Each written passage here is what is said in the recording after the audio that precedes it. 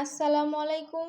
সবাই কেমন আছেন? আশা করি সবাই ভালো আছেন। আমিও আলহামদুলিল্লাহ ভালো আছি। তো আজকে আমি রান্না করব বুটের ডাল দিয়ে মুরগির মাংস দিয়ে তরকারি রান্না করব। তো ভাবলাম একটু ভিডিও করি। তার আগে ফার্স্টে আমি ডালটা ভিজিয়ে রেখেছিলাম প্রায় 3 ঘন্টার মতো। এখন আমি সিদ্ধ করে নেব। তো এখানে ডালটা বসিয়ে দিলাম, সিদ্ধ হতে থাক। ওইদিকে আমি সব মশলা কেটে নিব। তো এখানে যা যা লাগে সব আমি কেটে নিয়েছি। এখানে পেঁয়াজ, টমেটো, কাঁচামরিচ আর গরম মশলা, তো সব এগুলো আমি কেটে নিয়েছি।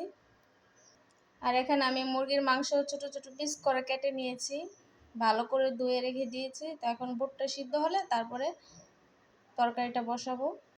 তো আমার ডালটা সিদ্ধ হয়ে গেছে, এখন নামিয়ে নিব। তো আমি মাংস রান্না করার জন্য চুলাতে হাঁড়ি বসিয়ে দিলাম। এখন দিয়ে দিব সাদা তেল।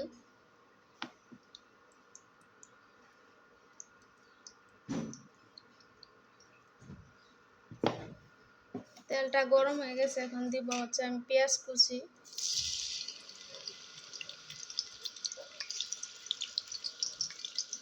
ভালো করে নেড়ে নেব।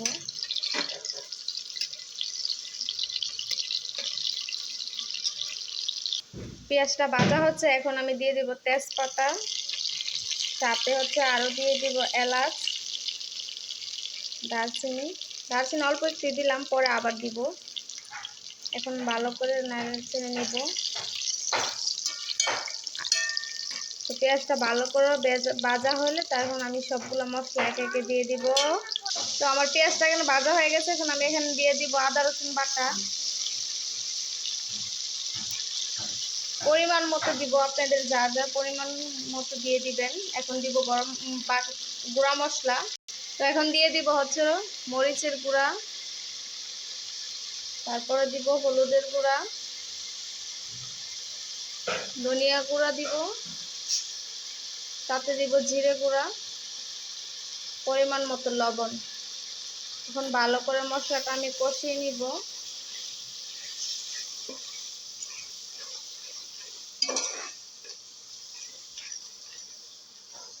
সাথে অ্যাড করবো একটু পানি। তো আমি এখন পরিমাণ মতো পানি দিয়ে দিব, যেন মশলাটা না লেগে যায় আর ভালো করে কষানো হয়ে যাবে।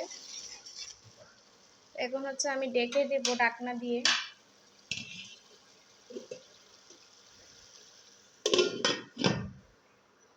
হতে থাক।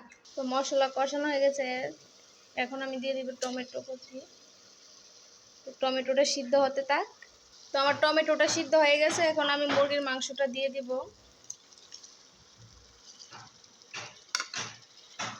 ভালো করে নেড়ে চেড়ে মিশিয়ে নেব।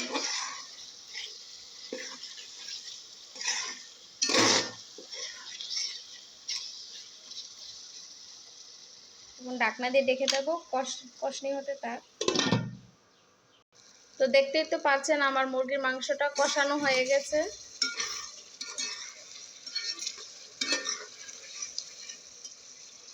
তো এখন আমি সিদ্ধ করা ডালটা দিয়ে দিব, যে পানি সহকারে দিয়ে দিলাম, যে পানি দিয়ে সিদ্ধ করেছিলাম।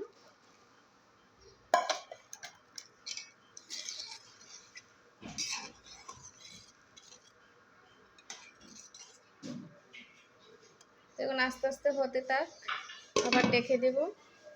তো এখানে আবার ডাল মুরগি দুইটাই সিদ্ধ হয়ে গেছে। এখন আমি কাঁচামরিচ দিয়ে দিব। কাঁচামরিচ দেওয়ার একটু নেড়ে ছেড়ে নিব।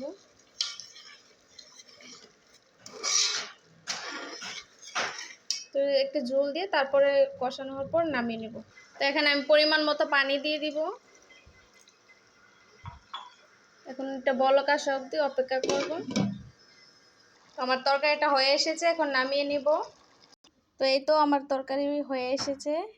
তো সবাই বলবেন কেমন হয়েছে। আর সবার কাছে যদি ভালো লাগে তাহলে প্লিজ আমার চ্যানেলটা সাবস্ক্রাইব করবেন। আপনারা চাইলে এটা পরোটা, রুটি বা সাদা ভাত দিয়ে খেতে পারবেন। তো কেমন লাগলো আজকের ভিডিওটা? সবাই ভালো থাকবেন, সুস্থ থাকবেন। আসসালামু আলাইকুম।